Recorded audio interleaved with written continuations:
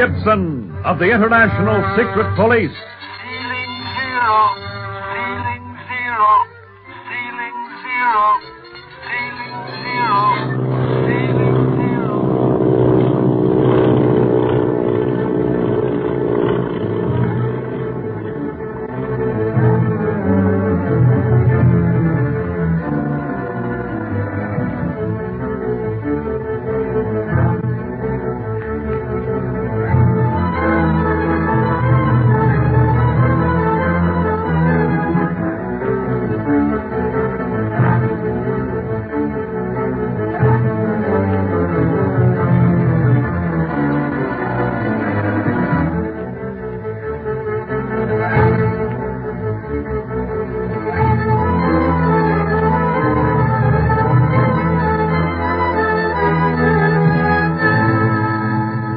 Now that Speed, Clint, Barney, and Bob Gilmore are all at Dr. Kingsley's, the Octopus launches a final attack to wipe out the most important members of the International Secret Police. He does not know that the boys are holding Quan Wu, his right-hand man, prisoner inside the house, and Wu is unable to warn his master that the police suspect that something is up because the telephone wires leading to the doctor's house have been cut. When Clint learns this, he sends Bob Gilmore out to tell the Hong Kong police guard in the garden to send for reinforcements in case of a possible attack. The Octopus gangsters have already overcome the guard, however. Bob is knocked unconscious, and the Octopus, directing the attack in person, sends his men into the house by means of a secret passage. Speed and Jean, seeing them enter, hasten down the secret passage to warn Clint of the danger, since the gangsters are blocking the stairway. At the head of the passage, Speed comes face to face with a masked man. The Octopus in person. Oh, Speed! Don't let him touch me! Don't! Don't worry, Jean. I'll protect you. I have no time to waste with children. Get back up the secret passage, Speed Gibson, ahead of me. You mean you're going to follow us? It is not a question of following you. You are my prisoner. Master! Yes, Lou? We have conquered our enemy! What is to be done with them? I shall come immediately. Do nothing until then. Now, Speed Gibson, back into the secret passage. Come on, Jean. And don't be afraid. I can't help but be afraid, Speed. Alone in this passage with the Octopus. Enough talk. Hurry along, you two. I am most anxious to meet my enemy, Clint Barlow, face to face.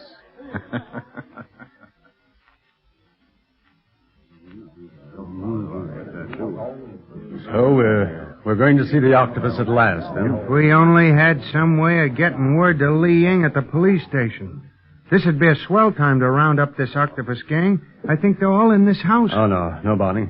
The Octopus would never concentrate his forces all in one spot. Well, what do you think the outcome of this will be, Clint? I don't think that the Octopus will show any mercy, Dr. Kingsley. May as well be frank about it. He considers me a deadly enemy, and will only be too glad to get me out of the way. The worst of it is that you, Jean, and Speed are in this mess, too. Say, where are them kids? They went upstairs before all this excitement started. Well, perhaps they escaped. Not a chance. This house is surrounded by Octopus men. His spies must have slipped through the police lines to cut the telephone wires. And then the police were silently done away with, and we were the next. Yeah, when all that shooting started with the lights out, I didn't know what had happened. Yeah, it's a lucky thing they were out. Some of us wouldn't be talking now. Well, where the dickens is Speed? Look. Clint. In the doorway. Speed and Jean. And the Octopus. Clint, we tried to warn you. By way of the secret passage, but we missed the Octopus. So I see, Jean. So, you are Clint Barlow. As if you didn't know, Eight-Face. And your attempt at humor brands you as Barney Dunlap. That's right. Now, supposing we break up this guessing game and you take off your mask so we can see who you are. No, he won't do that, Barney. Even now, when we're his prisoners, the Octopus wouldn't have the courage to unmask. Still playing for time, Barlow, eh? Still hoping that I might slip up on some small detail that might save your life. Not exactly, Octopus. But I have some curiosity as to what sort of face is behind that black mask. You seem to dislike my mask. And yet you disguise yourself by makeup, Barlow. Well, how do you know, Octopus? Have you seen me in the past? Do you know how I really look? I have never seen you as you really are, Barlow. Yes, but I've seen you, and that's why you wear a mask. so that I won't recognize you. I advise you to forget your attempted police work, Barlow. You and the others are completely in my power. You have no chance of escape. Make the most of life while you have it. Oh, You Dad. dirty rat. Let me get my hands on you. Stay where you are, men. Don't be foolhardy, Barney Dunlap. One wrong move, and you will never make another. Talk's cheap, old devilfish. Call off those armed lapdogs of yours, and let's see how many moves you'd make before I got a good grip on your neck. Pipe down, Barney.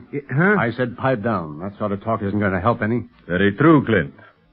Is there anything you'd like to say before... Yes. I have a request to make, Octopus. A request from a prisoner? Well, I think that I have a right to make this request. You and I have been playing a game for a long time, Octopus. Now, I would stop at nothing to make you my prisoner, and you'd rather capture me than any other man in the world. You are right, Barlow. Capture you and destroy you. Clint. Now, take it easy, Speed. Oh, Clint, the octopus can't hurt you. There, honey. Now, it's for these that I speak, Octopus. We are enemies, old enemies. And since I have lost, well, I must take the consequences. My little Jean, Speed, and Dr. Kingsley will give them their freedom. You amuse me, Barlow. Amuse you? Yes. Do you think that I would free your nephew so that he could carry on where you left off? You forget that Speed Gibson has been directly involved in frustrating my plan several times. You refuse my request, then? Pity has never been a weakness of mine, Barlow, and it is your greatest fault. That is why I have conquered you at last. Let me at him. I'll tear him apart. Gee, it's sure brave to sock a fellow when his hands are tied. It's all right, kid. I'm saving up all those socks, and I'll take 'em out of that guy's hide yet. Enough of these empty words. Line the secret police and their friends up along the wall that holds the Chinese gong. Oh, Octopus, I beg of you. Have pity on my little girl. No, Dr. Kingsley. You had your warning, but did not heed it. Those who travel with the secret police must suffer the consequences. Get up to the wall. What's he gonna do, Clint? I don't know, Speed. That devil has no heart. But whatever happens, remember you're a member of the International Secret Police, and meet your fate like a man. It ain't gonna happen. Bob will bring reinforcements in the nick of time. Wait and see. You are wrong, Barney. We stopped Gilmore in the garden. Definitely stopped him. Now, up against the wall, all of you. Here, Jean, keep hold of my hand. Oh, Daddy, I'm so afraid. Don't be scared, Gene. See, I'm right beside you. You, Clint, stand a little away from the others. Why? I want the extreme pleasure of dealing with you personally. You fiend. You misjudge me, Doctor. To show that I am not altogether heartless, I will allow you all a half hour more to talk to one another. It will amuse me.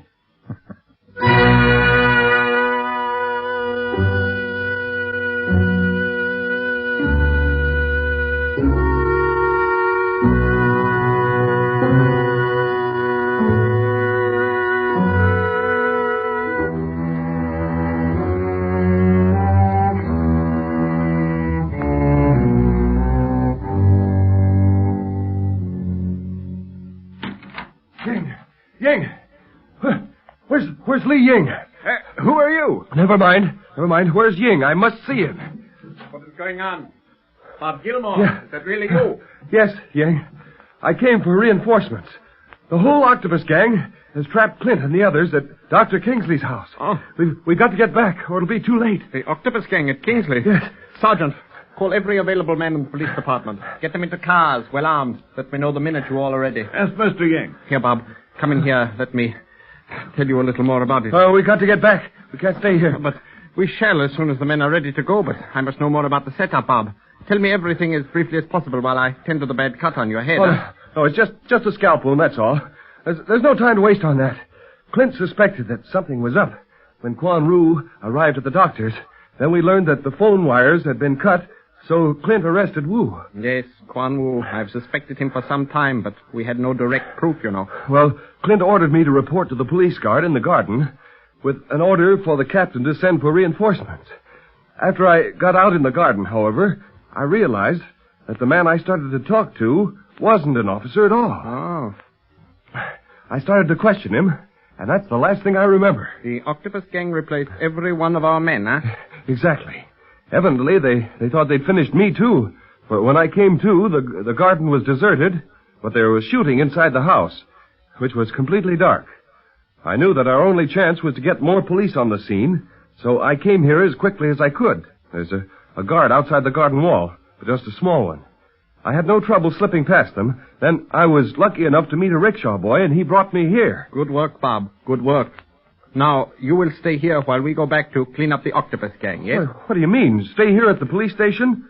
I should say not. I'm going back and get that fellow that slugged me. You will never make it, Bob. You will pass out in the middle of the excitement. Not me. Hey, I've been hit on the head so much in the last few weeks that I'm getting used to it. Just try and keep me here. All right, Bob. Come along, then. Oh, one moment. Hello? Hello? Oh, Sergeant. Store plenty of tear gas bombs in the cars. Yes, tear gas. That is right. And notify all police substations to stand by in case of emergency calls. I think we can handle this mob easily, but I do not want to risk losing one of them. Yes, that's right. Thank you. That's fine. Are the men almost ready? Just about, but before we go, Bob, let me tie this clean handkerchief around your wound. You won't be quite so gory. Oh, thanks ever so much. No, King. Hold still. Yes. Now there you are. Let's see now. Oh, here's a revolver. Oh, thanks again. I'll need that. The Octopus mob must have taken mine. This is a crucial moment, Bob. Either the Octopus will be driven out of Hong Kong, or he will be stronger than ever in power. We cannot lose. Well, I only hope that we're not too late to save Clint and the others. I hope not. Yes? Men are ready to go, Mr. Ying. Good. Come, Bob. We have some important work to do at 14 Lang Su Road.